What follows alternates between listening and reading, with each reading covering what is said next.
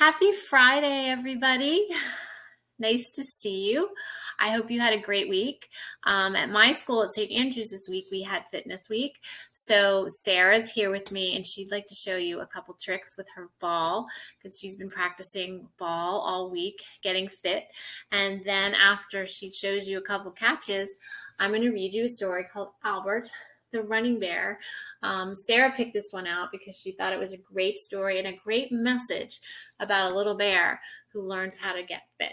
So Sarah's going to show you her catches, and then we'll read our book. Come here, Sarah. Here she is. She's a little tired this morning. It was her birthday this week, so she's a little tired from that. Ready? Here she goes. Oh.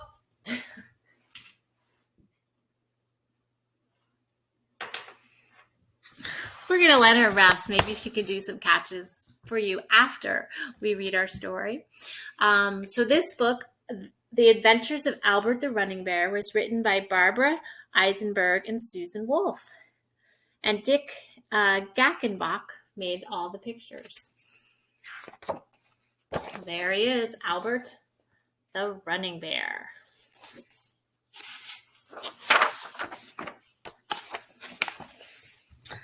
Albert was a trained circus bear, but when his circus went out of business, he was moved to a zoo. The zoo is in the middle of a green park, in the middle of a big, busy city. Albert's cage was large and clean. He had friendly neighbors on either side, nice toys, 4 meals a day, and a kind keeper named Norman. Although Albert was happy, he still missed the circus. Most of all, he missed making people laugh and cheer. One day, Albert decided to practice the waltz he used to do in the circus. As he pranced around and twirled, the crowd began to gather. When Albert saw people smiling, he broke into a silly, wobbly kind of dance. The crowd began to laugh. Next, he grabbed his dinner bowl, turned it upside down on his head, wiggled his hips, and he did the hula. The crowd cheered. Then Albert picked up 3 fish that had fallen out of his bowl and juggled them in the air. The crowd went wild with applause. Albert took his final bow, but the crowd began to chant, "We want more! We want more!" So Albert did his tricks again. Soon Albert was performing to huge crowds every day. He loved hearing the applause and the laughter again. But even more, he loved the food the crowds threw at him. The sign on the cage said, "Please do not feed this animal," but people were always rewarding him with delicious snacks. Albert could not get enough of those tasty treats.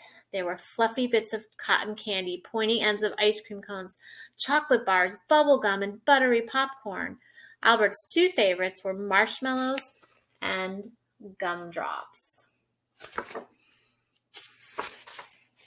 One day, Norman brought the zoo doctor in to examine Albert. "Look at that tummy," the doctor says. He poked his fingers into Albert's big fat belly.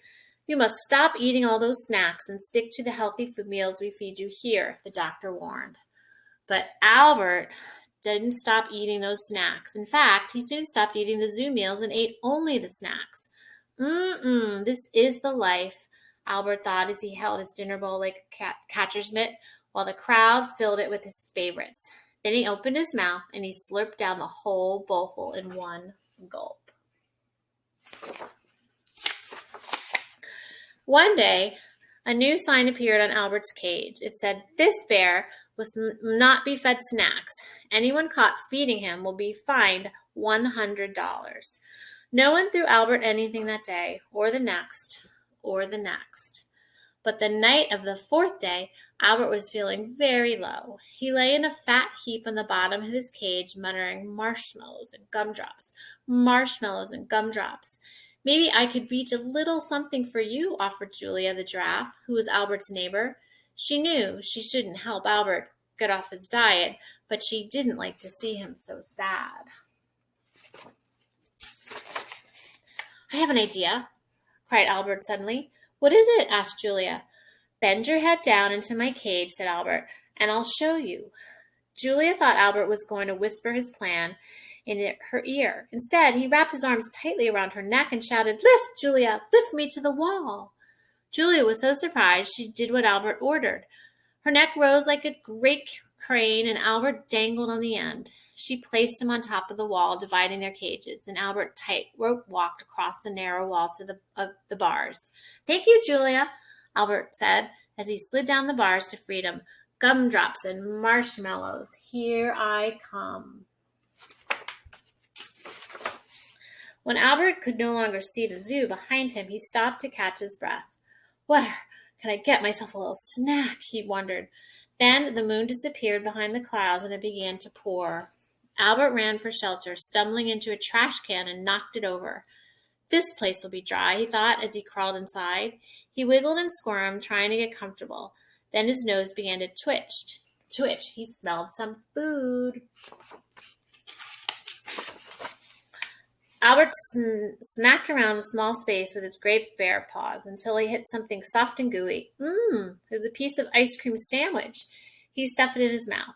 Next, he found half a box of Cracker Jack, a can of fizzy cola, a crunchy candy bar, some potato chips, pickles, pretzels, and a hot dog bun. "What a wonderful place this is," Albert hiccuped as he drifted off to sleep. Could you imagine eating all that garbage? Crash smash! A terrible jolt awake Albert. His trash can had been dumped into the loading bin of a garbage truck. He sat up and rubbed his big belly. "Oh, I feel awful. I wish I were back in my nice cozy cage."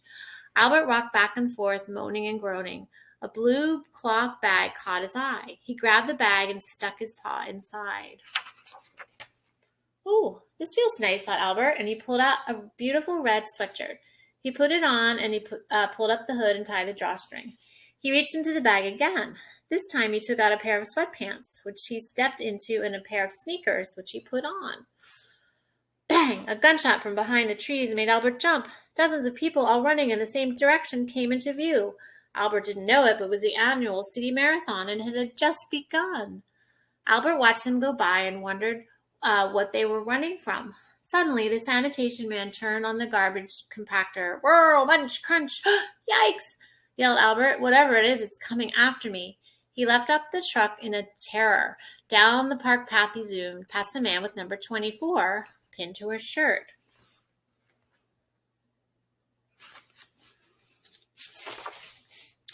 "Hey, young fellow," said number 24 to Albert, not realizing Albert was a bear. "You better take it easy. You'll never be able to keep up that pace."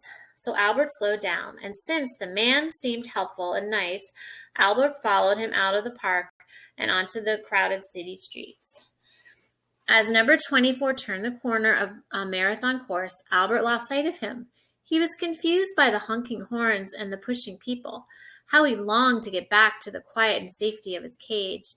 Never would he go looking for snacks again. A blue bus roared by. On the back, Albert spotted a picture of his own zoo. "I'll follow that bus home," Albert thought. He ran along behind, coughing from the fumes. The bus picked up speed, and Albert couldn't run any faster. He stopped to rest. His muscles ached, his fur was dripping with sweat, and his mouth was dry as cotton wool. But even worse, he was lost, utterly lost. He sat down on a curb, put his head between his paws, and he began to cry. Poor Albert. Then Albert heard a familiar voice. "Don't give up now, old buddy," the voice said. "Let's go." It was number 24 again. He pulled Albert up by the sleeve onto the middle of the pack of running people.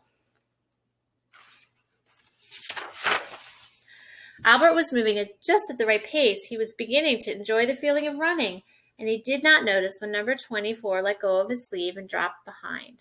Albert passed one group of runners and then another group, and he'd hit his stride. Albert's arms and legs and heart and breath were all working together. He felt better than ever he had ever in his life. He did not realize he'd come back to the park or see the crowd that had come to watch the end of the marathon. Nor did he see the white tape that stretched across the path only a few yards away. Albert was moving as fast as if he were in a dream, and suddenly, snap went the tape. Flash popped the camera bulbs. "Hooray!" cheered the crowds. "Uh-oh," gulped Albert as he saw the crowd rushing toward him. He spotted a platform and ran for cover. An arm reached under and pulled Albert up and onto the platform. The arm belonged to the mayor, who was smiling. Albert grinned back nervously. "Congratulations, young man," the mayor said, not realizing Albert was a bear. You've just won the annual marathon race, he continued, and he handed Albert a beautiful gleaming trophy. The crowd cheered again, and the band began to play. At the sound of the music, Albert started to dance. He wiggled and swayed and twisted and twirled. The more the crowd cheered, the more Albert danced. At last, the mayor signaled the band to stop playing. The newspaper photographers asked Albert and the mayor to pose together. Wait a minute, said the mayor as he reached up and pulled back Albert's hooded for a photo. The mayor's mouth dropped into a perfect O. You're a bear, he gasped. There was a long silence. Why, Albert, old rascal, is it you? Someone called out from the crowd. It was Norman, the zookeeper. The crowd buzzed. It's Albert, the performing bear at the zoo. It's Albert the running bear now, said the mayor. Albert ran a few steps in place and waved his trophy. Everyone laughed and got in line for a paw print. Keeper Norman was the last person in line. You're a celebrity now, Albert. Do you still want to come back to the zoo? Without a moment's hesitation, Albert jumped into the zoo van. When they got back to the zoo, Norman promised to build a quarter-mile track for Albert to keep in shape.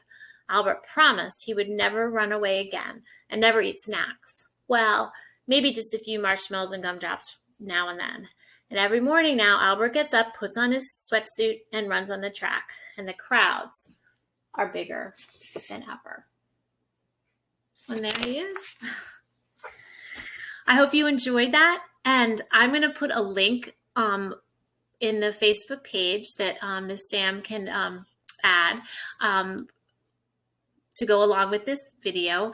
And it's a website about keeping track of how many miles you walk or run in the next 2 months from May 15th, which is today, to July 15th. And you can keep track.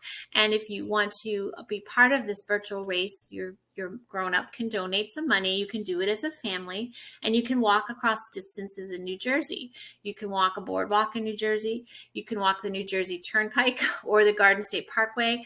And I think there's a toll booth one. There's all different amounts of miles you can either walk or run, and you can do as a family. You can do by yourself. So I will add that on, and then maybe you can think about how Albert the running bear loved running so much, or walking and just keeping in shape. And I'm not sure that Sarah's going to want to play ball. She got really nice and relaxed with that story, but I will see if she'll come up and show you her tricks. And let's see how that goes. Sarah, come here.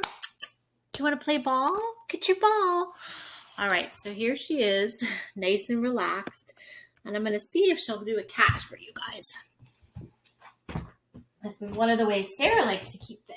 Ready? Come on. Can you get up? Come on. Get up. Can you show everybody? Here we go. There she is. All right. Let's see if she'll have a catch for you. Are you ready? Show everyone how well you catch. Oh, I don't think she's in the mood to catch. We'll try again. Ready? There we go. There you go. Good girl, Sarah. Let's see if she'll do it again for you. Here we go. We're going to go up and down. Ready? Here it goes, Sarah. Yeah. Oh, she's passing it back to me. Good girl. And we're going to say goodbye. Have a great Friday, everybody.